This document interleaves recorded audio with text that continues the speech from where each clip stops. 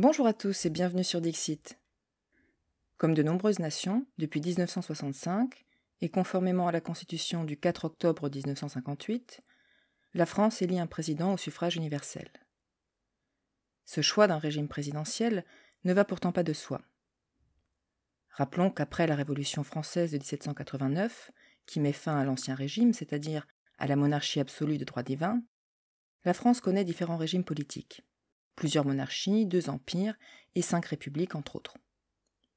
Penchons-nous un instant sur la Deuxième République, qui est à la fois le dernier régime à avoir été institué à la suite d'une révolution et le premier régime présidentiel en France. La Deuxième République marque le grand retour du suffrage universel masculin, instauré sous la Révolution française. Décrété le 5 mars 1848 par le républicain radical Alexandre Ledru-Rollin, ministre de l'Intérieur et du gouvernement provisoire, il sera d'abord exercé lors des élections législatives d'avril 1848 pour désigner les membres de l'Assemblée constituante.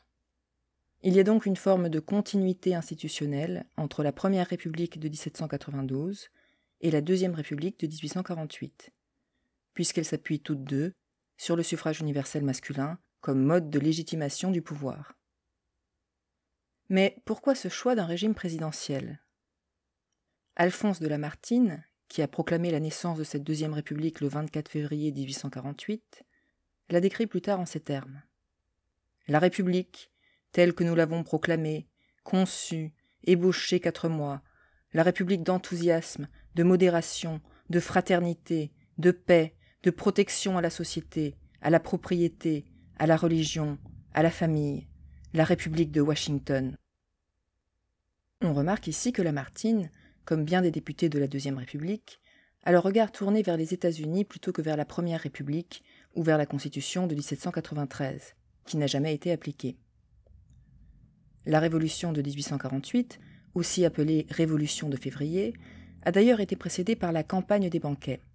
C'est en partie la menace d'interdiction d'un banquet parisien prévu le 22 février 1848, en l'honneur de George Washington, qui déclenche la Révolution de 1848. Il y a donc une ambiguïté dans le rapport qu'entretiennent les députés français à la démocratie et à la République. En effet, ils sont partagés entre 2 modèles différents, voire concurrents, de démocratie, entre d'une part l'héritage révolutionnaire de 1789 et d'autre part le modèle américain. Lamartine lui-même souligne cette hésitation entre 2 types de république. Il s'agit non seulement de déterminer si le président de la République sera nommé par l'Assemblée nationale ou par le pays, mais il s'agit encore de savoir si la République aura un président ou si elle n'aura que des conseils, des comités de salut public, de sûreté générale, de recherche, comme nos premières assemblées révolutionnaires. Le modèle présidentiel a quelques détracteurs à gauche. Certains, comme le député Félix Piat, craignent la concentration des pouvoirs aux mains du président. Le président, chez nous, tendrait à résumer, à concentrer, à absorber tous les pouvoirs, à représenter, à personnifier, à incarner le peuple, à faire de la République une vraie monarchie. Le danger en France est en sens inverse des États-Unis. Aux États-Unis, il est dans la dispersion des provinces, et il fallait un président. En France, il est dans la concentration, et il ne faut qu'une assemblée. Une assemblée, en effet, car c'est la chambre unique que choisissent les députés de la Deuxième République, refusant la proposition d'Alexis de Tocqueville d'adopter un système bicaméral à l'anglo-saxonne, au motif qu'il faut équilibrer le pouvoir du président par une assemblée forte. N'en déplaise à Félix Piat, l'Assemblée constituante tient à son président. Donc, elle veut un président, mais face à une seule chambre, ce qui ressemble un peu à la Constitution de 1791. Par ailleurs, les députés français ne sont pas convaincus par le système de grands électeurs sur lequel repose l'élection du président américain, où les citoyens élisent des délégués qui, eux, se chargent d'élire le président. L'amendement de Tocqueville en ce sens sera rejeté. D'après lui, nos grands hommes jugèrent que ce système n'était pas assez simple et ils le trouvèrent légèrement entaché d'aristocratie. Pour Lamartine, ce type de scrutin indirect convient aux fédérations, mais pas à la France. Il ne vous échappe pas que la France n'a rien eu, n'aura rien, ne veut rien avoir de comparable dans sa constitution sociale et nationale à ces fédérations qu'on nous cite sans cesse en exemple. Toutefois, si le premier amendement de Tocqueville est rejeté, un second amendement de Tocqueville est accepté, qui vise à conjurer un autre péril, celui de la représentativité du président. Selon lui, la majorité relative devant suffire pour rendre l'élection valable, il pourrait se faire que le président ne représentât que les volontés d'une minorité de la nation. C'est pourquoi c'est à la majorité absolue que doit être élu le président de la Deuxième République, sans quoi c'est à l'Assemblée nationale de le nommer. Au final, deux alternatives principales émergent pour adapter le modèle présidentiel américain à la France. La première, soutenue entre autres par Félix Piat, propose que le président soit élu par les députés de l'Assemblée nationale. La seconde, soutenue notamment par Alphonse de Lamartine, propose un président élu au suffrage universel. Lamartine met en avant la légitimité démocratique du suffrage universel masculin. Ce que nous vous proposons, nous, avec la Commission, c'est de dire loyalement, hardiment, à tous les citoyens du pays, à chaque citoyen du pays, réfléchis et juge, choisis toi-même parmi tous les concitoyens, parmi ceux dont le nom venu jusqu'à toi t'inspirera le plus de sécurité, le plus d'estime, le plus de confiance. Choisis-le et nomme-le. Félix Piat, lui, y voit un danger pour la démocratie. Tout député veut être ministre, et tout ministre président, le plus fort des rois, puisqu'il est élu. C'est précisément cette légitimité populaire, vantée par Lamartine, qui rend le président dangereux aux yeux de Piat. En effet, un roi constitutionnel, était un pouvoir subi, accepté si vous voulez, mais ni conféré ni consenti par tous, par conséquent plus ou moins reconnu, plus ou moins discuté, plus ou moins faible. Un président, au contraire, un président nommé comme le veut le projet de constitution, par la majorité absolue des suffrages du peuple, aura une force immense et presque irrésistible. Une telle élection est un sacre bien autrement divin que l'huile de Reims et le sang de Saint-Louis. Ainsi, le président risque de court-circuiter le pouvoir de l'Assemblée, de lui faire concurrence, et en un mot, de lui ôter tout ou partie de sa souveraineté. L'homme ainsi investi de cette magistrature pourra dire à l'Assemblée « Chacun de vous n'a été élu que par un département, non par la France.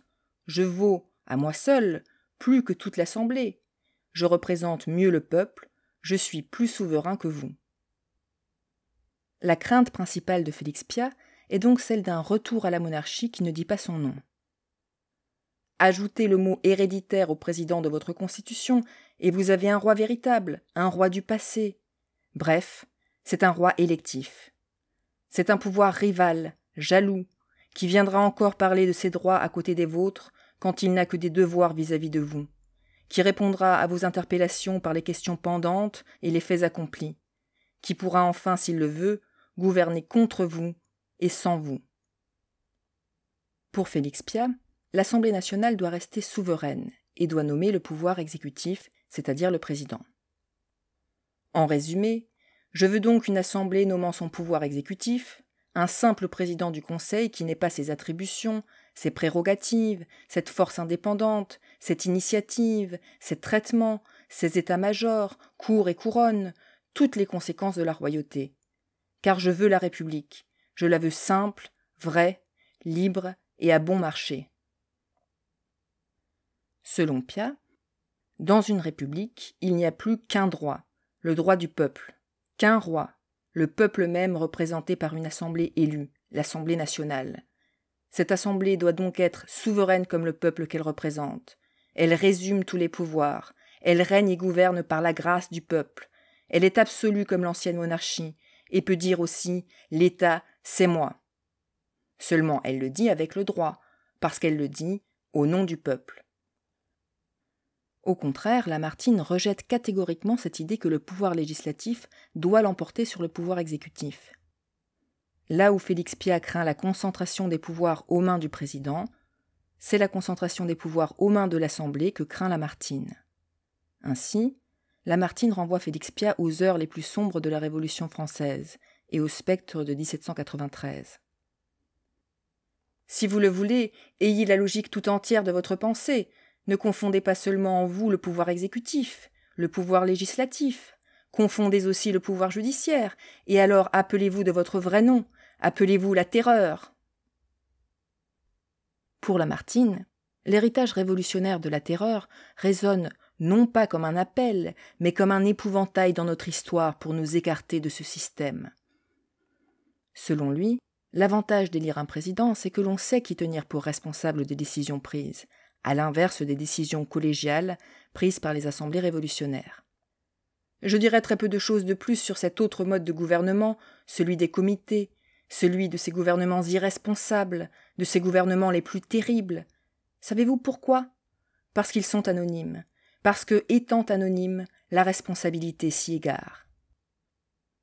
L'élection du président au suffrage universel serait une garantie contre la corruption de l'Assemblée. On peut corrompre les hommes par petits groupes, on ne peut pas les corrompre en masse. On empoisonne un verre d'eau, on n'empoisonne pas un fleuve. Une assemblée est suspecte, une nation est incorruptible comme l'océan. Lamartine cherche aussi à minimiser le danger qui inquiète Félix Pyat. Messieurs, ce n'est pas certes contre l'excès de force qu'il faut nous prémunir, et la prudence véritable doit être, au contraire, de chercher par tous les moyens légaux, par tous les moyens constitutionnels, à créer au pouvoir exécutif militaire de la République cette force qui ne sera jamais de trop, puisque, dans nos institutions présentes, ce ne sera jamais que la force du pays lui-même. Mais il est vrai que le président décrit par Lamartine semble incarner le peuple et non le représenter. Celui-là sera ta personnification même, il sera le chef, le modérateur, le régulateur de tes institutions républicaines. Il protégera ta propriété, celle de ta famille, celle de tes enfants. Là où Pyat interprète le sacre du président comme une dérive, Lamartine y voit une figure républicaine qui incarne l'unité de la République de façon symbolique, à la façon d'une Marianne librement élue. Qu'est-ce autre chose que le peuple tout entier se dépouillant volontairement, homme par homme, citoyen par citoyen, de sa propre souveraineté, pour investir quoi ? Non pas un citoyen plus grand que lui, mais un gouvernement plus collectif, un gouvernement plus universel, plus populaire s'il se peut, que le peuple lui-même. Lamartine n'explique pas comment un gouvernement peut être plus populaire que le peuple lui-même, mais la notion de popularité est capitale pour lui. Dans les républiques, quelle est la force ? Où la puise-t-on ? Comment la conserve-t-on ? Par quel signe la marque-t-on sur le front des pouvoirs, des institutions et des hommes ? Le pouvoir dans les républiques est dans la popularité, où il n'est nulle part. Lamartine va jusqu'à déclarer que cette popularité, elle est le pouvoir tout entier. Cependant, cette popularité peut être à double tranchant, et Félix Pyat n'est pas le seul à s'inquiéter du risque de coup d'État présidentiel. Le 6 octobre 1848, Jules Grévy demande à Lamartine « Êtes-vous bien sûr que parmi les personnages qui se succéderont tous les 4 ans au trône de la présidence, il ne se trouvera jamais un audacieux tenté de s'y perpétuer ? Et si cet ambitieux est un homme qui a su se rendre populaire, si c'est le rejeton d'une de ces familles qui ont régné sur la France, répondez-vous que cet ambitieux ne parviendra pas à renverser la République ? Car après la répression des journées de juin qu'elle a ordonnées, c'est plutôt l'Assemblée nationale qui manque de popularité. Il s'agit donc de rassurer le peuple français en lui accordant le droit de vote. Vous le savez comme moi, citoyens, les tristes agitations d'avril, de mai, de juin, la crise financière, les difficultés de la circulation, et cette faction involontaire de la misère publique sur laquelle nous essayons tous les jours d'attendrir, d'émouvoir l'âme de la République, ont un moment aliéné, ébranlé les cœurs des faibles parmi une partie de la population du pays. Ces tristes agitations sont donc imputables aux républicains les plus radicaux, qui, selon Lamartine, ont semé la confusion par un système soi-disant ultra-républicain que ces populations mal éclairées pouvaient confondre non pas avec le progrès, mais avec la subversion de la société elle-même. Ainsi, d'après Lamartine, On a dit au peuple « Voyez ce que c'est que la République. C'est le partage des terres, c'est la main de l'État dans la liberté des industries, c'est la ruine du travail libre, c'est la profanation des religions et des cultes, c'est la menace aux propriétaires, c'est la violence faite à la famille, ce sont des agitations populaires incessantes, ce sont ces clubs anarchiques ou sociaux établis à tous les coins de vos rues ou des places publiques. » Le désamour pour la République serait lié à un malentendu. On l'a fait méconnaître en la calomniant dans le pays. Pour Lamartine, ce ne sont pas les classes populaires victimes de la répression de juin qu'il s'agit de rassurer, mais plutôt les classes moyennes et supérieures les plus conservatrices. Il faut surtout rassurer la classe des propriétaires, qui risque de se désolidariser d'une République trop sociale. Il faut leur rappeler que la Deuxième République est bien une République conservatrice, dont la priorité est de protéger leurs droits à la propriété, et non pas la République sociale réclamée par les républicains radicaux. Lamartine se moque des inquiétudes de ses collègues de l'aile gauche. Tout à l'heure, on vous disait « Prenez garde, citoyens, de trop renforcer le pouvoir exécutif dont la force pourrait dégénérer en usurpation et dont l'autorité toute républicaine, toute nationale, pourrait devenir bientôt de la tyrannie contre vous-mêmes. » Messieurs, en écoutant l'annonce de ce prétendu péril, dans la situation où nous sommes, je n'ai pu, je vous l'avouerai, retenir un certain sourire sur mes lèvres. Lamartine admet cependant que sa proposition, comme celle de son adversaire, comporte des dangers. Je sais bien qu'il y a des dangers graves dans les deux systèmes, qu'il y a des moments d'aberration dans les multitudes, qu'il y a des noms qui entraînent les foules comme le mirage entraîne les troupeaux, comme le lambeau de pourpre attire les animaux privés de raison. Je le sais, je le redoute plus que personne, car aucun citoyen n'a mis peut-être plus de son âme, de sa vie, de sa sueur, de sa responsabilité et de sa mémoire dans le succès de la République. Si elle se fonde, j'ai gagné ma partie humaine contre la destinée. Si elle échoue, ou dans l'anarchie, ou dans une réminiscence de despotisme, mon nom, ma responsabilité, ma mémoire échouent avec elle et sont à jamais répudiés par mes contemporains. Cependant, dans cet élan de lyrisme où il mêle son sort à celui de la République, il évite soigneusement de clarifier sa position quant aux mesures qu'il conviendrait de prendre pour éviter le danger d'un coup d'État présidentiel. Lamartine, lui-même candidat à cette élection présidentielle pour laquelle il milite, est peut-être un peu trop convaincu de son propre succès à venir pour réfléchir sérieusement à la possibilité de sa défaite, ou aux limites à apporter à une fonction à laquelle il prétend. Il conclut son discours en se dédouanant de toute responsabilité. En définitive, si le peuple choisit mal le dépositaire du pouvoir exécutif, c'est tant pis pour lui. Oui, si le peuple se trompe, s'il se retire de sa propre souveraineté après le premier pas, comme effrayé de la grandeur de l'édifice que nous lui avons ouvert dans sa République et des difficultés de ses institutions, s'il veut abdiquer sa sûreté, sa dignité, sa liberté, entre les mains d'une réminiscence d'empire, s'il dit « Ramenez-moi aux carrières de la vieille monarchie », s'il nous désavoue et se désavoue lui-même, eh bien tant pis pour le peuple. Car si le peuple vote mal, ce ne sera pas nous, ce sera lui qui aura manqué de persévérance et de courage. Ainsi, le député Lamartine dédouane par avance les députés de leurs erreurs et de leur incapacité à rédiger une constitution pérenne. Et que cette protestation contre l'erreur ou la faiblesse de ce peuple soit son accusation devant lui-même et soit notre absolution à nous devant la postérité. L'important pour Lamartine n'est pas tant d'assurer à la République une solide assise institutionnelle, susceptible d'empêcher la possibilité d'un coup d'État présidentiel. L'important pour Lamartine, c'est que les députés ne soient pas tenus responsables de l'échec de la République dont ils sont en train de décider du fonctionnement. La perte de la République ne nous sera pas imputée, se rassure Lamartine. Finalement, le modèle qui s'impose est celui d'un exécutif fort, concentré dans les mains d'un seul homme. Ainsi, la nature présidentielle du régime est l'un des points de consensus entre les députés, excepté quelques contestataires à gauche comme Félix Piat ou Jules Grévy. Peut-être parce que, comme l'écrit Tocqueville, nous avions conservé l'esprit de la monarchie en perdant le goût. D'après lui, on était unanime pour confier le pouvoir exécutif à un seul homme. Le discours d'Alphonse de Lamartine remporte l'adhésion des parlementaires de l'Assemblée nationale constituante. C'est ainsi que le 6 décembre 1848 se tient la toute première élection présidentielle organisée en France.